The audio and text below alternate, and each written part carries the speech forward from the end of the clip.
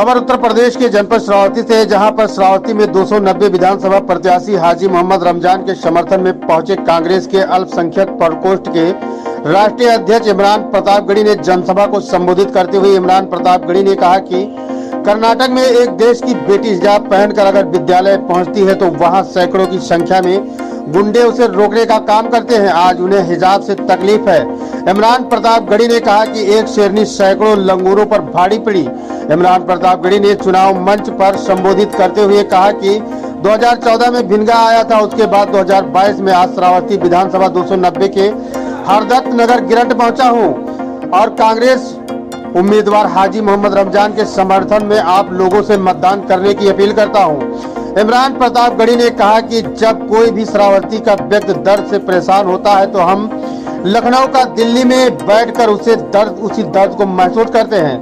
वहीं कांग्रेस नेता इमरान प्रतापगढ़ी ने देश के प्रधानमंत्री नरेंद्र मोदी पर नोटबंदी को लेकर निशाना साधते हुए कहा कि देश की गरीब जनता और माँ बेटी बहनें अपने पैसे को साड़ी के पल्लू में बांध कर रखती थी, लेकिन प्रधानमंत्री के एक संबोधन ने सबके अरमानों पर पानी फेर दिया। नोटबंदी से लोगों को नुकसान हुआ क्योंकि सभी के जेब से पैसे निकलवा कर बैंकों में जमा करवा दिया गया, क्योंकि वही पैसा अपने दोस्तों अंबानी और अडानी को देना था।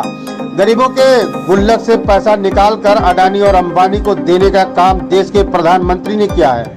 नया पाने की चाहत में पुराना छूट जाता है, तुझे अपनाऊं तो मुझसे जमाना रूठ जाता है। नया पाने की चाहत में पुराना छूट जाता है, तुझे अपनाऊं तो मुझसे जमाना रूठ जाता है। मोहब्बत पढ़ने लिखने में बहुत आसान है, लेकिन मोहब्बत को निभाने में पसीना छूट जाता है। आप धूप में बैठे हैं, इससे यह जाहिर होता है कि आप अपने नेता से, आप हाजी रमजान साहब से बहुत मोहब्बत करते हैं।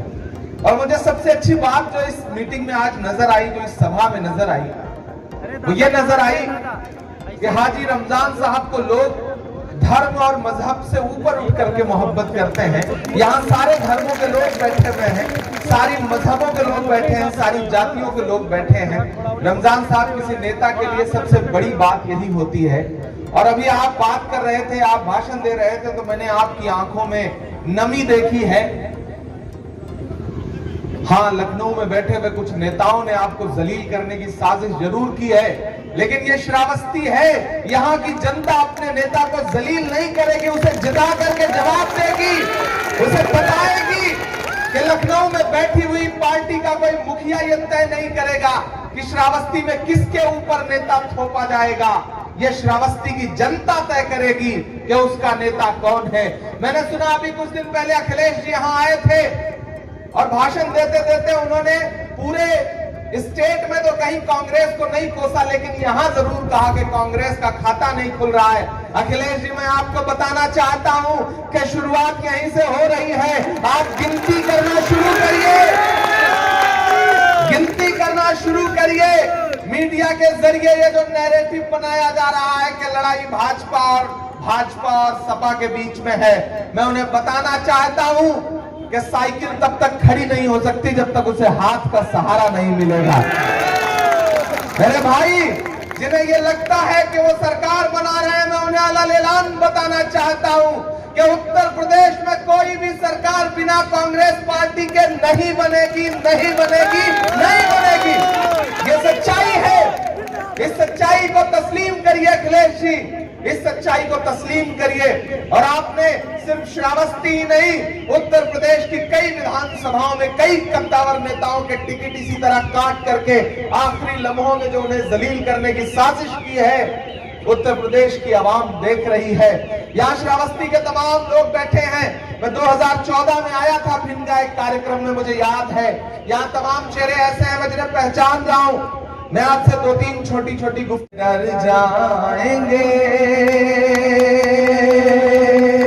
ये बताना, चाहे वो भाजपा के लोग हो, चाहे वो सपा के लोग हो, उनसे कहना कि मत समझना डराने से डर जाएंगे, अब की सारी हदों से गुजर जाएंगे।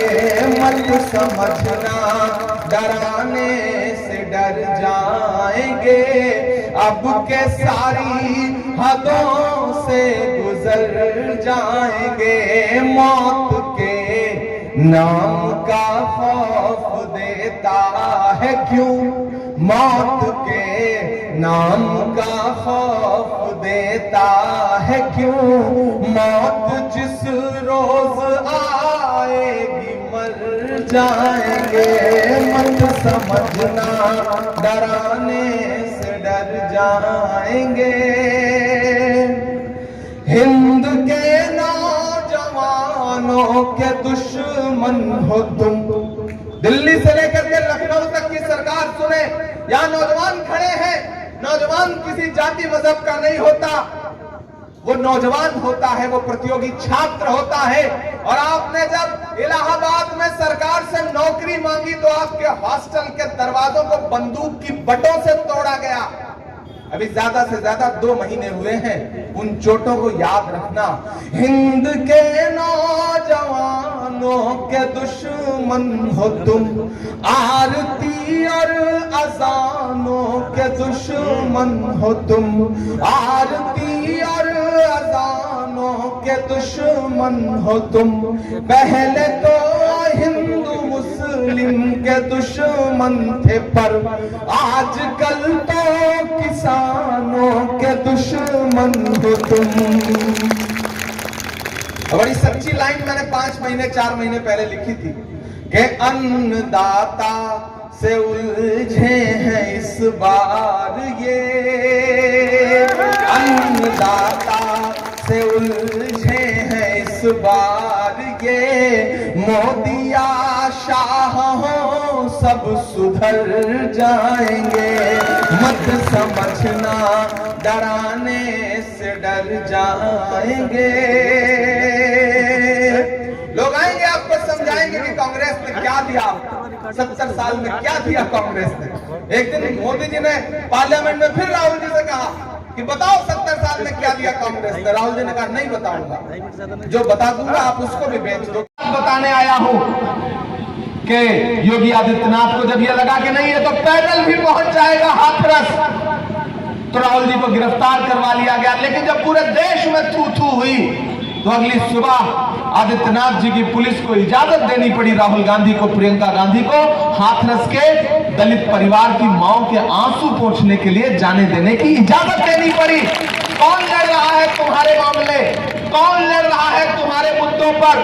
तुम्हें वो दिन भी याद होगा कि जब दिल्ली में बैठी हुई एक सरकार ये कहती थी कि लाओ कागज दिखाओ, कागज तय करेगा कि तुम हिंदुस्तानी हो या नहीं हो।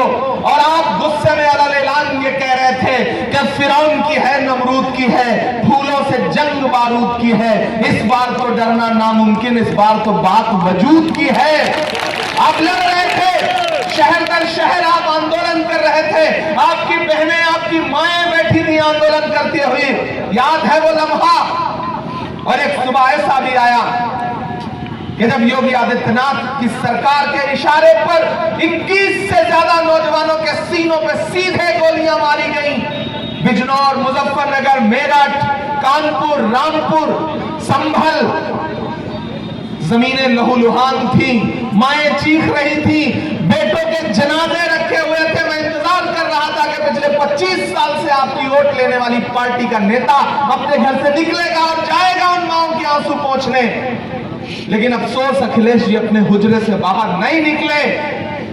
लेकिन अगली सुबह जब मेरी आंख खुली तो मेरी आंखों ने वो मंजर भी देखा कि बिजनौर में मारे गए अनस और सुलेमान की माओं को अपने सीने से लगा करके उसके आंसू पोंछती हुई उस दरवाजे पर प्रियंका गांधी।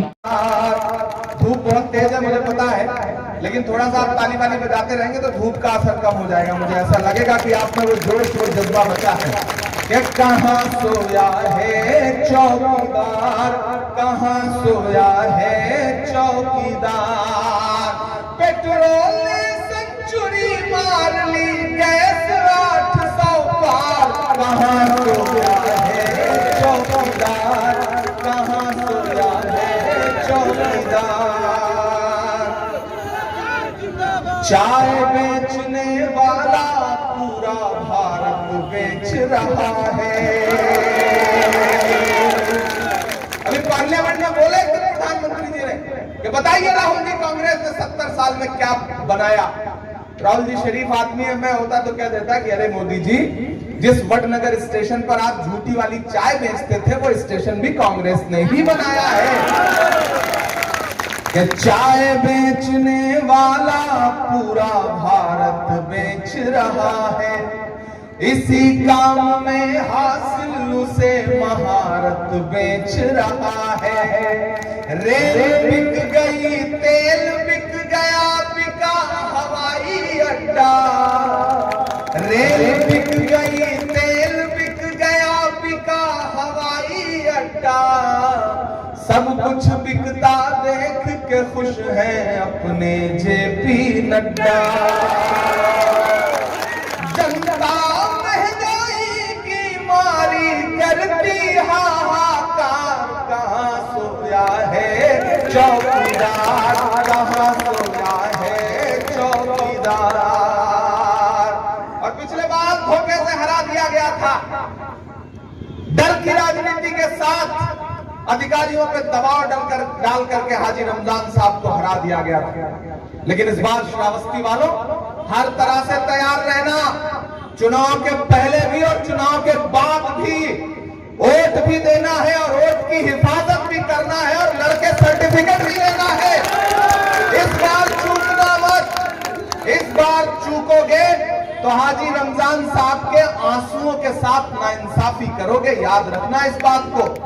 और एहसास दिला दो, अगर अखिलेश जी कह रहे थे कि कहां खाता खुल रहा है, तो श्रावस्ती से पलट के जवाब तो जाना चाहिए। जाएगा ना? मत समझना डराने से डर जाएंगे, ये बताना, चाहे वो भाजपा